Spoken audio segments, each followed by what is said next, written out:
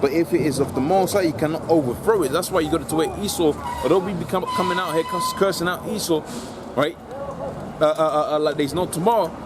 Okay, although we're gonna be getting into that, man. All right, the destruction of the society, through the Spirit, I'll be getting into that.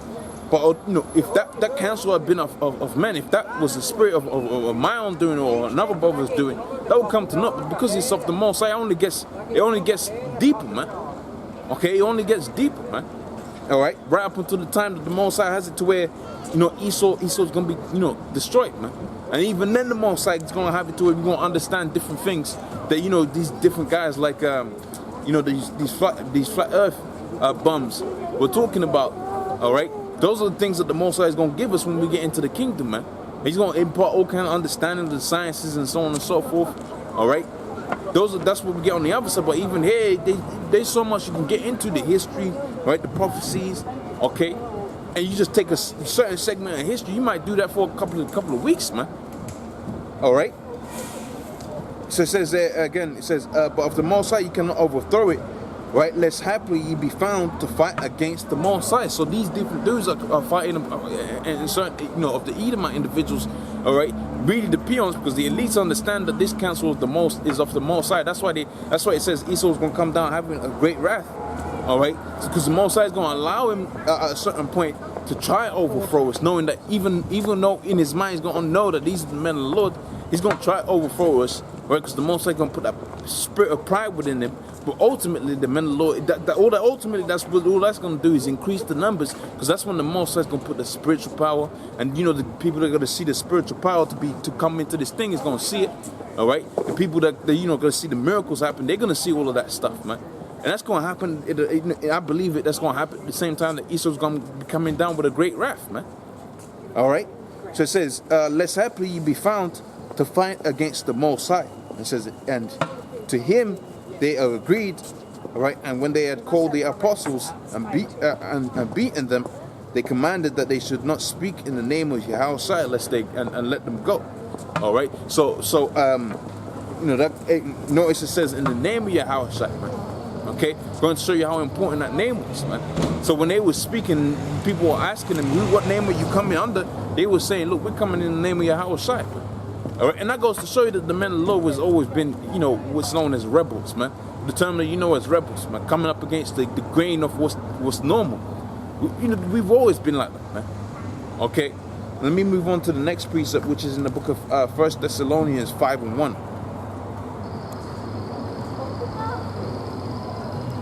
Right, so this is the book of 1 Thessalonians.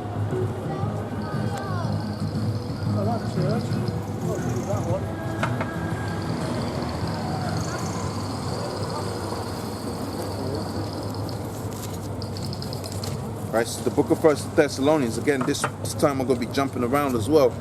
Okay, 1 Thessalonians, the 5th chapter, and the first verse, it says, "But of the times and seasons, brethren, ye have no need that I write unto you." Okay, because they were supposed to already know what kind of time they was living in. All right, so there was no need that he should have written unto them. Now, how do we know of these different? How do we know of those times? Let's go to the book of 2nd Ezra, the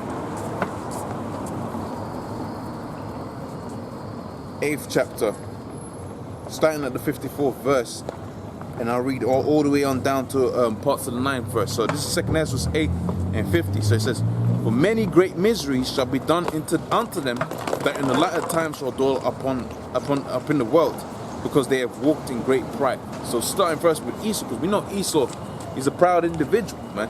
In fact, when we go to the book of Obadiah a little bit later on, it says, "The pride of thine heart has deceived thee, thou that dwellest in the clefts of the rocks."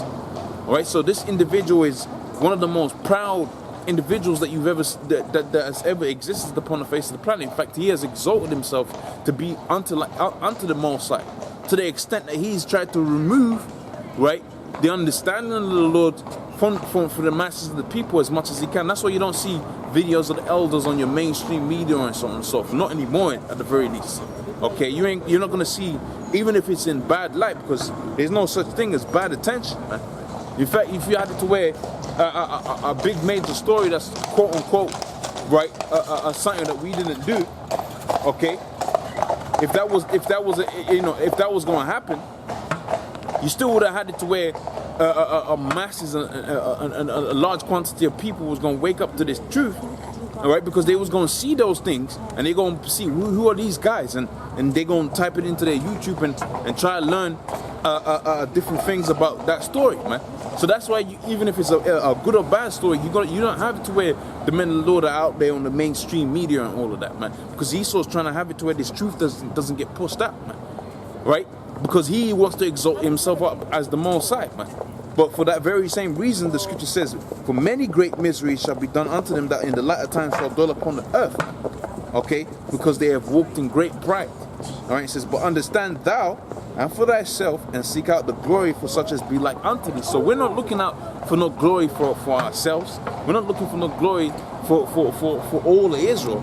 Okay? The scripture says, look out for glory for such as be like unto thee. So people of the same mind. Right? Right? We're seeking for salvation for people of the same mentality, man. That sigh and cry for when they see all of this wickedness that happening out here within the society, man. You had a story that came out recently about how, the vast majority of Hollywood, all right, they're all up into, or they're all up into pedophilia, man. But is that, are people gonna stop watching movies? Are they gonna stop paying to go to the cinema and all of that? No, because they're gonna be fooled. Their spirit is to be in support of all of that wickedness, man, because they are the wicked, man. All right. So it says there, but understand thou and seek out glory for such as be like unto thee. For unto you is paradise open, and the tree of life was planted, and the time to come is prepared, and plenteousness is made ready. A city is builded, and rest is allowed. And that's a beautiful statement to say there, because a lot of Jake want to get their rest and their comfortability within this society. The Most High said perfect rest is allowed, and He's allowing it to happen in the kingdom of the Most High, man. Because I'll be real, man. Right, if you reach a certain level of comfortability within this society, you ain't gonna be pushing the word like you should be, man. Because you're gonna be thinking about how you're gonna be maintaining that comfortability. In fact, the scripture says, it's pretty much something to the effect of the man that is wealthy, he's gonna be persistently thinking how he's gonna have that wealth, how he's gonna keep that wealth, man. So he's gonna lose sleep, man. I believe it speaks about that within the book of Ecclesiasticus. Right, how you gonna be persistently thinking about how you gonna keep all of those riches, man. All right, and that's likened unto the men of the Lord. We ain't thinking about how we gonna maintain this, that, and the third. Now you might have, different brothers be given certain opportunities and all of that by way of the Most High, but that's all to help the body out, man. All right, that's all to keep the whole body going. And if you notice anything, all right, with the vast quantity of people that so-called join onto IUIC. And when you see their videos, you see all kind of, tens of people within their videos. Okay, for them being as wealthy and as rich as they say they are, how many different individuals actually put out videos, man, pushing out the word, man? Well, that's why we say those guys are zombies. Why? Because you got it to where you got all of these vast array of people, man. Right, vast array of purple zombies, man. Okay, and none of them, not except for the head guys, right? And really it's only like the Nathaniel is the one that be doing those videos, right? But no, you don't even have 10, right? You don't even have 10 of those different individuals pushing out videos on 10 of those different individuals pushing out videos. Is a bit of a tongue twister there, okay? Pushing out videos on a daily basis, on a weekly basis, because they're not about that. That goes back onto what the precept, what I was quoting, says, that the people that be rich in this world are persistently concerned about keeping those riches, man. So how can they be the men of the Lord? By deduction, they cannot be the men of the Lord, because they're not fulfilling the lot that the men of the Lord fulfilled back in the day, man, which was to persistently be about this truth, man.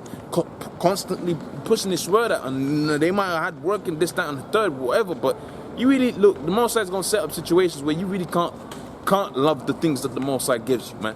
You might have, the Lord might give you a woman, but the Most High will have it to where that woman, you might not get to spend time with her. The Most High might give you a job, but you might not be, you get what I'm saying, man. The Most High is going to have it to where you got a situation that's there, but He's going to steer you all the time and always into this truth, man. He's going to steer you into hoping for the kingdom, man. All right, he's going to steer you to be focused on what's important, which is the scriptures and the downfall of this society. Because, like I said, 10% comfortable for a soldier is death, man. You out there in the trenches out there, all right, and you get this little bit comfortable, you might lose your. Hey, that might be an opportunity for the enemy to come in there, man. And we are at war, contrary to what these different camps will have you believe, man. We're in that spiritual battle, but the physical battle is about to take place. Right, and the advent of these different so-called elite, government forces coming up against each other, and ultimately them coming up against the men of the Lord, right? Starting first with Yahushua when angels and the chariots return with Yahushua, you're gonna have the physical manifestation of that war, and that's why the scripture says it best when it says, "I will make thee a new threshing instrument," man. All right. The Most High is actually going to fashion the men of the Lord to be a new threshing instrument to do what? To devour these different nations, man. All right? You're going to where Esau committed all kind of debauchery against the men of the Lord, man. Not just the men of the Lord, the apple of the Most High's eye. Here it is, we've been in captivity for the longest part and having served the worst captivity that any nation's ever served. And you got to where these Edomites actually going to, they think they're going to go scot-free, man. Right, the Most High said he's going to fashion us into a new threshing instrument, man. He also says that within the book of Isaiah, no weapon that is formed against you not gonna prosper, man. So you got all kind of different scientists getting into all of these ICBM nuclear missiles, these biological warfare, and all of this, man. But all of that is not going to prevail against the men of the Lord, man, because we know that the Spirit of the Most High, that's our power, that's our strength, man. That's where we draw our strength from. Right, and ultimately these bodies, although these bodies might, you might get into a situation where a brother might drop dead or whatever, man. That brother's gonna be the first one on the chariots, and gonna be the first one off the chariots to punish these heathens for what they done to him, man. All right, okay. So this is back in the book of Second Ezra, the 9th chapter. All right, because that might be a situation that happens, man. You might have it to where a brother might have been out there kicking his word and all of that, and the Most High had it to where he gave up the ghost by the hands of these heathens, all right? And he's gonna be itching, all right? He's gonna be itching to punish those heathens so much. He's gonna push brothers out of the way to get off that chariot. And what I mean by that is, we know that through the scriptures we're gonna get beamed up, all right? Whilst this judgment takes place, but once that judgment has taken place, we also know we're gonna be brought back down, because the scripture says, I saw Jerusalem coming down out of the sky, right? New Jerusalem. So that's the chariots coming down. We're gonna be, beamed back down onto the earth. Okay? So when we're being beamed back down to the earth, I perceive a dude that had died for this truth. Right? He's gonna be itching to put vengeance upon them heathen, man. He's gonna be itching to do that. Same when we're all itching to do that, man. Because here it is, you got all of these Edomites walking with all kind of great pride, right? And they are the wicked, man. They are the base men that the scripture talks about. They are the base men that the Most High has raised up to be thrown back down, man. Okay? So this is the book of 2nd Ezra, the 9th chapter, on the 1st verse, and said, and he answered me then and said, measure thou the times diligently in itself. So what we're seeing right now, the times that we're in, you're supposed to measure it within itself, man. Okay? What's going on in this part of the world? What's happening in this financial sector or whatever, man? What's going on with oil prices? What's going on with the value of the Federal Reserve note, the English bank note? What's going on with this? Because that's you measuring the times, man.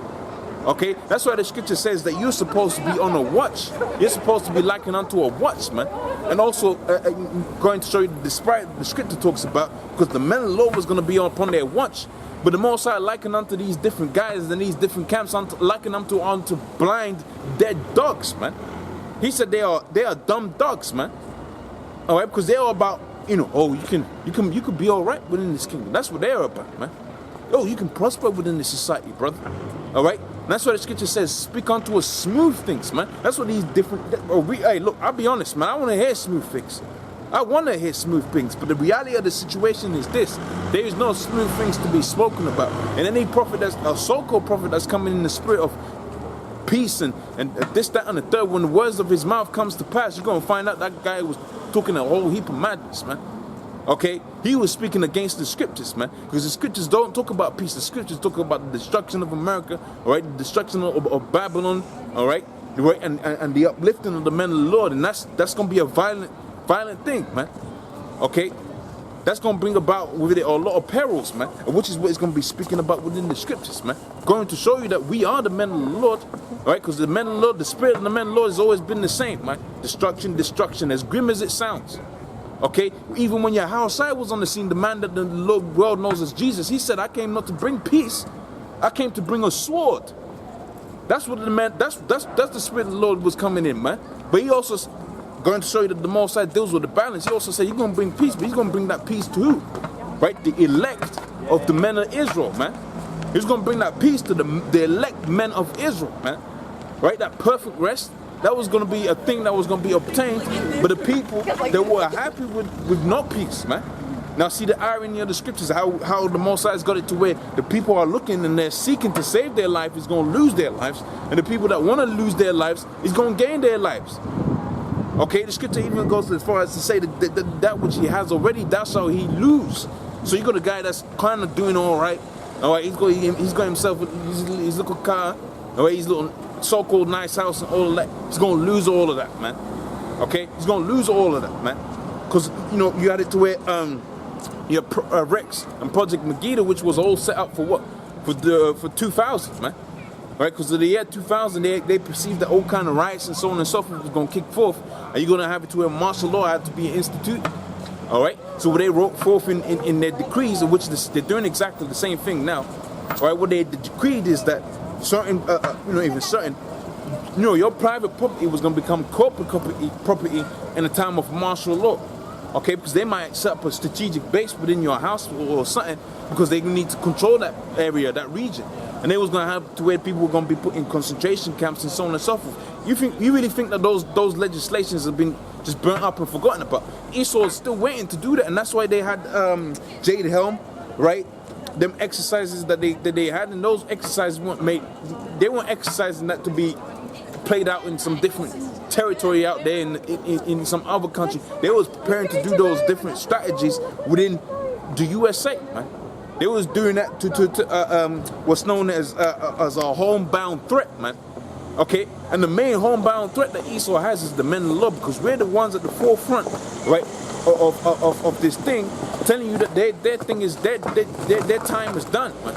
Okay, your time of glorying, right, or your time of rejoicing, having Negroes, Hispanics, Native Americans in a state of captivity, that time is done. Okay.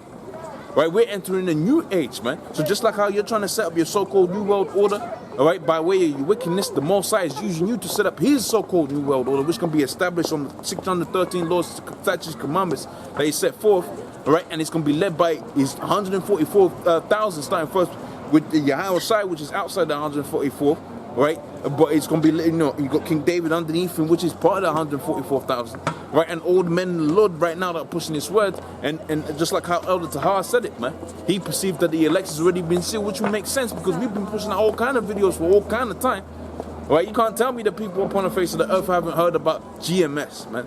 Okay, damn near these people on the earth, they're gonna know us by name, man, by characteristic. Oh, that brother does this, that, and the third when he's on camera. Yeah, that brother was funny. Oh, this, that, and the third, man. So it stands to reason that these different people that were supposed to be saved, right, the 1/3 and the 144,000, it makes sense that they're gonna be saved, man. It makes sense that that we're in the times when they're pretty much sealed, man. All right, which goes back onto what this scripture here in the book of 2nd Ezra, the 9th chapter, all right? And he answered me and said, measure thou the times diligently in itself, and when thou seest parts of the times which I have told thee, and what's part of those signs, earthquakes in different places, all right, mourning, uproars of the people is going to say here as well, then shalt thou understand this is the very time wherein the highest will begin to visit the world that he made, man. Okay, so you go to where the prophecy in the Joel, the 3rd chapter, where it talks about all of these different heathens being grabbed and placed within the valley of decision, the valley of Jehoshaphat. That's actually happening as we speak, man. That's being played out, man. Okay, and the Most High is summoning up the spirit of them Russians. The Most High is using the so-called United States to drag them Russians to a war, man. That's playing out, man, and that's within the scriptures. And that's when an individual who's supposed to be about these scriptures is supposed to perceive. Look, hold on a minute. I gotta get my stuff together, man. This thing is this is it. Okay, you had this dude Michael Jackson. He was gonna do it. This is it tour. Well, this is our equivalent of that, man. Okay, this is our equivalent of that tour that he never got to do, man. All right, this is it, man. And we're telling you, this is it. And what's the proof of the pudding? Like they say, what's the proof? The proof is in the pudding. What is the proof of the pudding, man? Right, the final meal that you have, when you should have your 3 course, your 5 course, you have the pudding last, man. The sweets last, right? So this is the sweet bit coming out with hey, Jake is gonna be all right, man. But you heathens, you're gonna be destroyed, man. Okay, and your power structure, that's gonna be brought down to the ground. Okay, and that's why the scripture says in the book of Psalms, what is it, 58th chapter, Psalms might be the 83rd chapter where it says break their teeth, oh Yahweh, which means to say break their, because you got a lion, and the Most High always liken unto these different empires as beasts and animals, okay? But the mouth, the teeth, that's what that's what fulfills the destruction, the main destruction, okay? The devouring, man. Okay, so you got it to where these different nations have been set up. You got it to where Esau was set up, and his teeth, that's his military structure. And the Most High, the scripture says, he break their teeth, break their military structure right on down, man. And when you see that happening, okay, which is going to happen, man. When you see that happen, that's going to be not only a fulfillment of scriptures, but you're going to see Esau's pride just instantly drop down to the ground, man. Because his whole thing has always been about his so-called military, man, and how we're the greatest army and we've never been lost this war and this, that, and the third. But you're going to lose the biggest of wars, man, in the greatest of ways, to where the Most High is going to have that event set forth as a high holy day for an eternity, man. All right, that's going to be like the new Passover, man. Okay.